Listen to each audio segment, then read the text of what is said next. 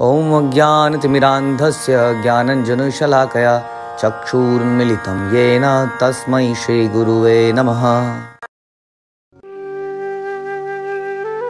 हरे कृष्ण। आप सभी का स्वागत है। हम पढ़ रहे हैं अध्याय 2 गीता का सार, श्लोक संख्या 19। य एनं वेत्ति हन्तारं यश्चैनं मन्यते हतम् उभौ तौ न विजानीतो नायं हन्ति न हन्यते। जो इस जीवात्मा को मारने वाला समझता है तथा जो इसे मरा हुआ समझता है, वे दोनों ही अज्ञानी हैं, क्योंकि आत्मा न तो मारता है और ना ही मारा जाता है। इसको सुन के कुछ कन्फ्यूजन्स हो सकती हैं मनुष्य के दिमाग में, क्योंकि मनुष्य जो बड़ा खुरापाती एलिमेंट है, उसके बाद दिमाग ज़्यादा है, वो हर चीज़ की गलत चीज़ पहले निकाल लेता है ना। गलत चीज़ों पे उसका दिमाग पहले जाता है। बड़ी बड़ी पिक्चरों को देख के कई बार मुजरिम सीखते हैं कि ऐसे भी करा जा सकता है, और ऐसा हुआ भी। एक बार एक चोर को, ऐसा कोई सीरियल कोई चोर था, उसको पकड़ा गया तो उसको बोला कि कहाँ से प्रेरणा मिली, तो उसने आई थिंक किसी अमिताभ बच्चन की पुरानी पिक्चर को कोट किया, जी वहाँ से मुझे आइडिया मिला। उसी तरह से इस श्लोक के ऊपर एक बार एक पिक्चर आई बॉलीवुड में, उसमें एक एक्टर था, वो भी सीरियल किलर था, और वो किसी की हत्या करने के बाद वहाँ चुपचाप बैठ जाता था और बोलता था, आत्मा ना तो मरती है, मारी जा सकती है, ना कोई मारने वाला होता है, इसको मारने वाला मैं थोड़ी हूँ, आत्मा तो मरती नहीं है। और हर जगह वो ऐसा कहकर निकल जाता था, और फिर दूसरी हत्या कर ले, फिर दूसरी जगह हत्या करता था। तो कई बार शब्दों का ऐसा अर्थ का अनर्थ हो जाता है। तो इस श्लोक में बताया गया कि जीवात्मा को जो मारने वाला समझता है या जो मरा हुआ समझता है, वो दोनों ही अज्ञानी है, क्योंकि आत्मा तो मारता है, मारी जाती है ना, उसको ना मारती है ना मारी जा सकती है। वास्तव में इसका सही अर्थ ये है कि जीव जो है इच्छाएं करता है, इच्छाओं के लिए कुछ प्रयास करता है, और उसके बदले में उसको कुछ रिएक्शन मिलते हैं, और ये एक्शन रिएक्शन की वजह से कुछ कुछ चलता रहता है। हमारी हत्या जब कभी होती है तो इसीलिए होती है क्योंकि कहीं ना कहीं कोई ऐसा रिएक्शन होता है जो हमें मिलना होता है, और कहीं ना कहीं कोई ऐसा व्यक्ति होता है जिसको हत्या करने की इच्छा होती है। इतने असंख्य जीवात्माओं में ये मेल कराना, क्रिया और प्रतिक्रिया का, यही भगवान और भगवान के प्रतिनिधि निरंतर करते रहते हैं। So basically the main problem is, basically हमने एक और श्लोक में आगे हम सुनेंगे भगवद गीता में कि किस प्रकार से कर्म के पीछे कई सारे कर्ता होते हैं। व्यक्ति स्वयं नहीं करता है कोई काम, उसके पीछे कई चीज़ें हैं, है ना। उसके बाद ये शरीर है, शरीर की इंद्रियां हैं, हमारा एंडीवर है, परमात्मा है, ये सारों के साथ ही ये काम हो पाता है। हम कभी ये नहीं सोचना चाहिए कोई काम हमने स्वयं कर दिया, लेकिन हाँ, हम अपनी इच्छाओं के लिए जिम्मेदार खुद ही ठहराए जाएंगे, क्योंकि हमने इच्छा करी उसके, और हमारे कुछ उसके इच्छा की वजह से हमने कुछ एंडीवर किया, कुछ प्रयास किया। केवल उतने से ही हमें बहुत कुछ नेगेटिव या पॉजिटिव मिलता है जीवन के अंदर, ठीक है। तो यहाँ पर जो मुख्य विषय है समझने वाला वो ये है, पहली बात तो ये समझें कि जब ये, इसका मतलब जो जीवात्मा को मारने वाला समझता है, यानी कि हम नहीं मार रहे हैं। अर्जुन को बोला जा रहा है एक तरह से, हे अर्जुन तुम इनको नहीं मार रहे हो, ये कुछ इस वक्त ऐसा खेल चल रहा है, इस खेल के अंतर्गत इनको मारा ही जाना है, ऐसा मैंने डिसाइड कर लिया है इन लोगों के कर्मों के अनुसार। तो क्या अर्जुन को मारने का कर्म नहीं लगेगा? अर्जुन को मारने का कर्म इसलिए नहीं लगेगा क्योंकि अर्जुन तो कहने पर कर रहा है। जैसे कि एक देश के सोल्जर्स देश के निर्देश पर, अपनी सेना के प्रमुख के निर्देश पर दूसरे देश के लोगों को मार देते हैं तो उन्हें दोष नहीं लगता है। उसी प्रकार अर्जुन पे दोष नहीं लगेगा क्योंकि स्वयं भगवान के कहने पे मार रहा है। लेकिन मरने वालों को मरना ही है, ऐसा भगवान बता रहे हैं, क्योंकि उनके कर्म ऐसे हैं और इस तरह से ये डिसाइड हुआ है कि इनको मरना ही है। इसलिए मारने वाला वाकई में नहीं मार रहा है। क्यों नहीं मार रहा है? क्योंकि वो तो कहने पे मार रहा है। लेकिन जो अपनी इच्छा से मारे, वो जो अपनी इच्छा से मारे, तो उसको डेफिनेटली उसको मारने के प्रयास के लिए भी दंड मिलेगा। ध्यान रखिए इस बात के लिए। ऐसा नहीं है कि वो दंड से बच जाएगा, उसको दंड जरूर मिलेगा। अब इसमें कई सारे क्वेश्चन खड़े हो जाते हैं। तो बेसिकली ये श्लोक किलिंग को प्रमोट करने के लिए नहीं है। नहीं, ये श्लोक ये बताता है कि इस प्रकार से जानवरों को मारा जा सकता है। क्यों? क्योंकि जानवर हम तो ना मार रहे हैं, जानवर को मरना ही। कई लोग उदाहरण देते हैं कि यदि हम मुर्गों को नहीं मारेंगे तो इतने मुर्गे हो जाएंगे, चारों तरफ मुर्गे मुर्गे उड़ जाएंगे। कई लोग ऐसी दलील भी देते हैं, जानते हैं आप, सुना होगा आपने कई बार, इतने सारे मुर्गे हो जाएंगे। कितने कैसे कैसे बहाने इंसान बना लेता है। तो यहाँ पर ये बताइए, यहाँ पे इसका मतलब बिल्कुल भी ऐसा नहीं है कि आप मार सकते हैं। मारने के लिए अर्जुन के ऊपर दोष नहीं लगेगा, क्योंकि अर्जुन जो है भगवान के कहने पर ऐसा कर रहा है। तो यदि हम हायर अथॉरिटी के कहने पर, जैसे मैंने बताया, कंट्री का सेना हेड अगर बोलता है attack the country, the other country, और अटैक दिस बड़ी, आतंकवादियों को अटैक करो, मार दो, जान से मार दो, तो किसी पे कोई आरोप नहीं लगाया जाता, बल्कि उन्हें पुरस्कार मिलता है। इसलिए जब हम हायर अथॉरिटी के कहने पर ऐसा काम करते हैं तब हमें अपराध नहीं लगेगा। लेकिन हम अपनी इच्छाओं के लिए अगर ऐसा करते हैं तो ज़रूर लगेगा। हम अगर अपनी इच्छाओं के लिए किसी जानवर को मार देते हैं, कई बार लोग कहते हैं जानवर से मारेंगे तभी तो नेक्स्ट योनि में जाएगा, इसलिए मार दो, खा जाओ। कैसी कैसी दलीलें हैं। हाँ, कुछ कहते हैं कि ज़्यादा हो जाएंगे नहीं मारेंगे तो, कुछ कहते हैं कि जी मार देंगे तो दूसरा शरीर मिलेगा। इस प्रकार से कई श्लोक लिए जाते हैं। जैसे कि हम कहा कि देहिनो अस्मिन् यथा देहे कौमारम यौवनम जरा, जब एक शरीर को त्यागेंगे तो दूसरा मिलेगा, इसलिए जानवर शरीर को त्यागेगा दूसरा मिलेगा। तो ये ऐसा कहा जाता है, लेकिन ऐसा वास्तव में नहीं है, क्योंकि हमने अभी समझाया आपको, हमारी इच्छा के अनुसार सब कुछ डिपेंड करता है। यदि हमारी इच्छा भगवान की सेवा करने की है, हम कोई कार्य शास्त्रों के आधार पर करते हैं, गुरु के आधार पर करते हैं, तो उसका रिएक्शन हमें नहीं मिलता है। अदरवाइज हर चीज़ का हमें रिएक्शन मिलेगा। अगर हम वही किलिंग, जब मैंने कई बार आपको बताया कि वैसे ही का कोई, अगर वही व्यक्ति, वही सोल्जर जिन्होंने एक बिल्डिंग में आतंकवादी घुसे थे, 50 और 50 के 50 आतंकवादियों को उड़ा दिया, उसी ने अपने घर के पड़ोसी को अगले दिन उड़ा दिया, हाँ, तो तुरंत उसको सजा हो जाएगी, क्योंकि वो हायर अथॉरिटी द्वारा प्रेस्क्राइब नहीं था। इसलिए आपको समझना पड़ेगा, क्या हमारा हत्या करना, चाहे जानवरों की हत्या क्यों ना करनी हो, हायर अथॉरिटी द्वारा प्रेस्क्राइब्ड है या हमारी इच्छा के लिए किया जा रहा है। हम लोग नॉनवेज ना खाने के लिए अक्सर प्रमोट करते हैं, लोगों को समझाते हैं कि ऐसा ना कीजिए, इसमें आप ही का लाभ है। उसके कई सारे कारण हैं। अगर आप कारणों को जानें तो बायोलॉजिकली ये प्रूव होता है। हमारे कई सारे, अगर आप किसी नॉलेजेबल आदमी से बात करेंगे तो आपको बताएगा कैसे हमारी इंटेस्टाइन जो है सबसे लंबी होती है, हाँ, जो कि सिर्फ शाकाहारियों में पाई जाती है, क्योंकि short intestine is very much required for meat eating. क्यों?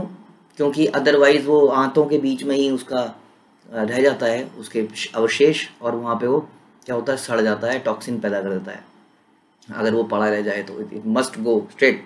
हाँ, तो इसलिए नॉन वेजिटेरियन जो होते हैं उनकी इंटेस्टाइन छोटी होती है, इंसान की बड़ी है। बहुत सारी चीज़ें हैं, सलाइवा है, हमारे सलाइवा में ऐसे एलिमेंट हैं जो प्रूव करते हैं कि हम वेजिटेरियन हैं। उसके बाद the way we drink water, all the vegetarian drink water in this way, whereas non vegetarian generally they lick by their tongue, इस तरीके से वो पीते हैं। उसके अलावा हमारे जो हम जो दांत कहते हैं, क्या ना, कई लोग कहते हैं ये भी तो देखिए लंबे हो रहे हैं। कहाँ लंबे हो रहे हैं?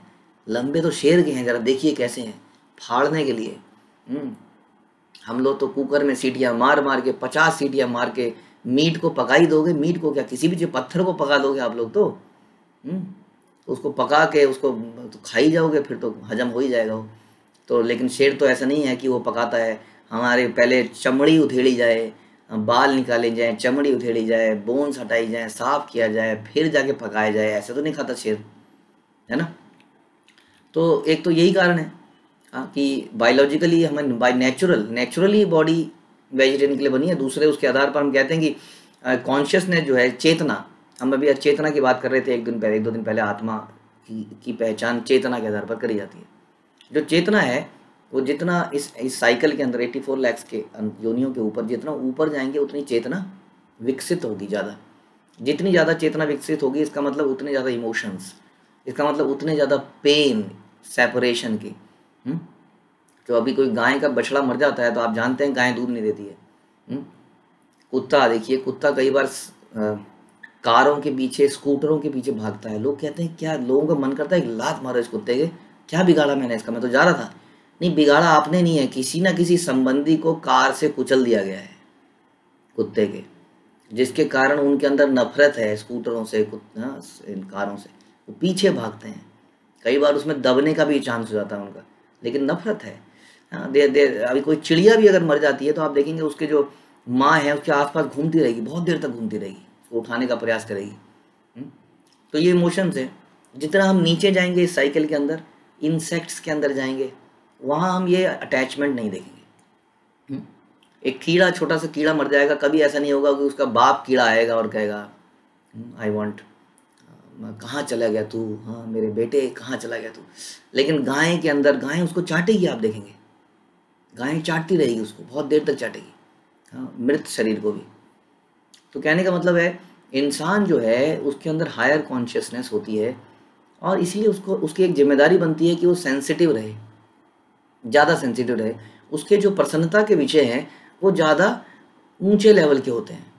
जानवरों के प्रसन्नता के लेवल जो है वो केवल इस तरह है कि मुझे कैसे मिल जाए खाने को, इसलिए वो आपस में लड़ जाते हैं। इसलिए कहते हैं सांप कई बार अपने बच्चों को ही खा जाता है।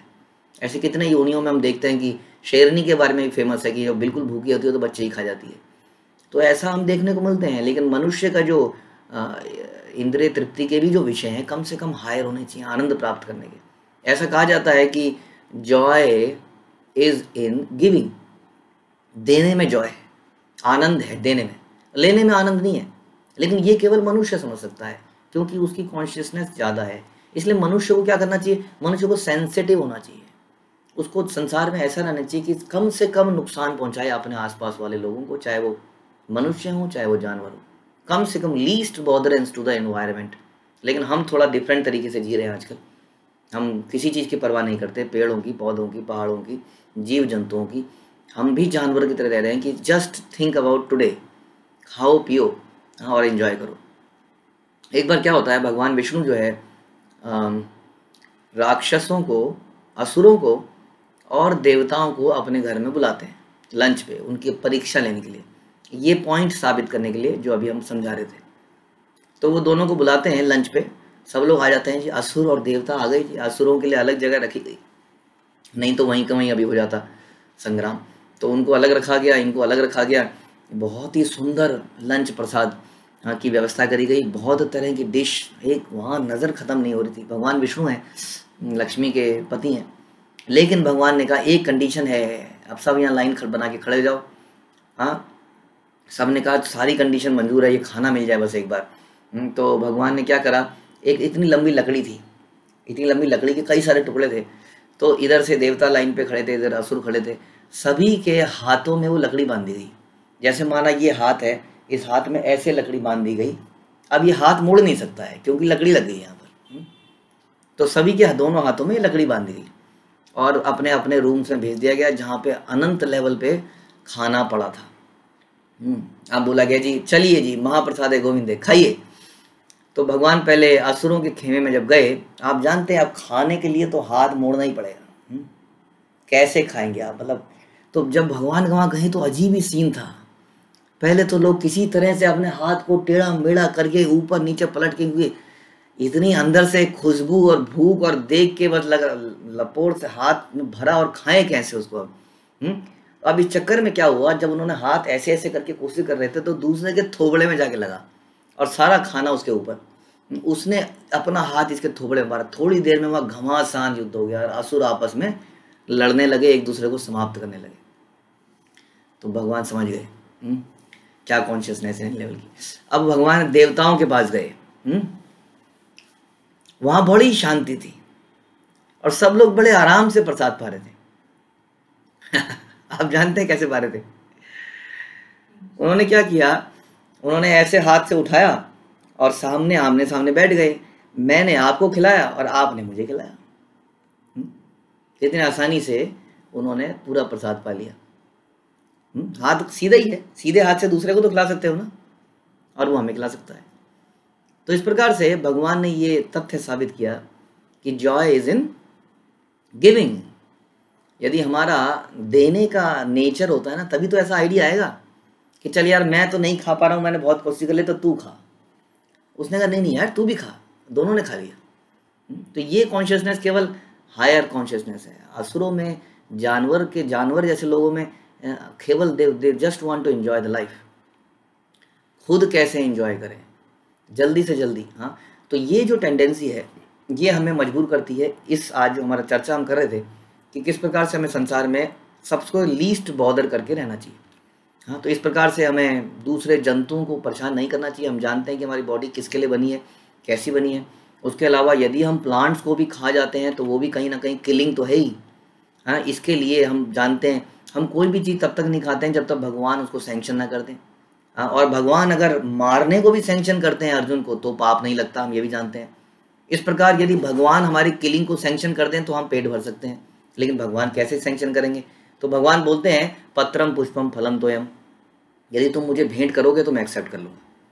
यदि हम भगवान को ये भेंट नहीं करते तो हम चोरी करते हैं, क्योंकि भगवान से ही सारी वस्तुएं उत्पन्न होती हैं। तो भगवान को भेंट करके यदि हम पाएं तो इस पाप से बच सकते हैं। लेकिन भगवान को मुर्गा कैसे बांटें, मुर्गा कैसे ऑफर करें, बकरा कैसे ऑफर करें? क्योंकि भगवान कहते हैं पत्रम पुष्पम फलम तोयम, मटनम चिकनम तो भगवान ने कभी बोला ही नहीं श्लोक में। तो इसलिए ये बड़ा इंपॉर्टेंट हो जाता है कि इस बात को हम समझें। इस पर बहस करने की कोई आवश्यकता नहीं है, क्योंकि हम अपना ही नुकसान कर रहे हैं एक्चुअली में। इसलिए हर चीज़ को भगवान को ऑफर की जाए। किस हर चीज़ को मतलब पत्रम पुष्पम, शाक पत्ती फल फूल, यही भगवान ने बोला। जल आप मुझे अगर प्रेम से ऑफर करोगे तो मैं उसको ग्रहण करूँगा। इसलिए हम कभी भी एनिमल किलिंग और किसी प्रकार की किलिंग को प्रमोट नहीं करते। इसलिए इस श्लोक से कोई भी व्यक्ति ये ना समझ ले कि इस श्लोक में ये बोला जा रहा है कि कोई किसी को मारता नहीं है इसलिए मार दो। हम थोड़ी मार रहे हैं, ये भगवान मार रहे हैं, हमने क्या मारा? हमने बताया यदि आप भगवान की इच्छा के अनुसार किसी को मारोगे तभी आप कह सकते हो कि हमें अपराध नहीं लगेगा। नहीं तो हम अपनी इच्छा के लिए किसी को मारेंगे, किसी को तंग करेंगे, चाहे वो जानवर भी क्यों ना हो, आदमी की बात दूर है, चाहे वो प्लांट भी क्यों ना हो, पौधा भी क्यों ना हो, तो भी हमें उसका अपराध लगेगा।